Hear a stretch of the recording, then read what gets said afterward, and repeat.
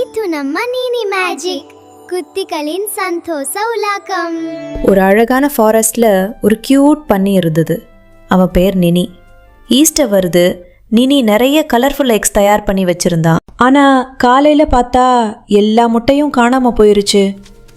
நின்னி ரொம்ப சோகமா ஆனா. நினி எல்லா இடத்திலும் தேட ஆரம்பிச்சான். மரத்துக்கு பின்னாடி பார்த்தான், பூந்தோட்டத்துல பார்த்தான், நதி பக்கம் பார்த்தான்.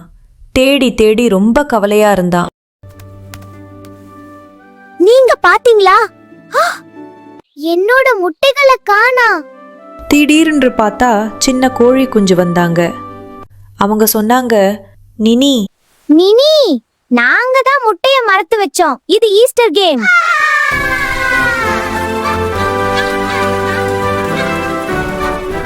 Happy Easter!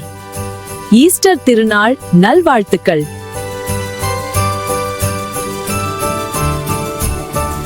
வணக்கம் குழந்தைகளே, இன்று நாம் ஒரு அழகான கதையை கேட்கப் போகிறோம்.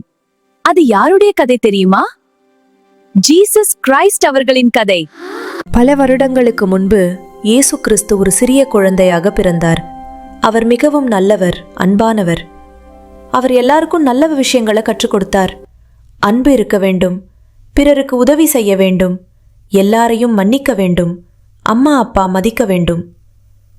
அவர் பல அற்புதங்களும் செய்தார். நோயாளிகளை குணப்படுத்தினார், பசிக்கிறவர்களுக்கு உணவு கொடுத்தார்.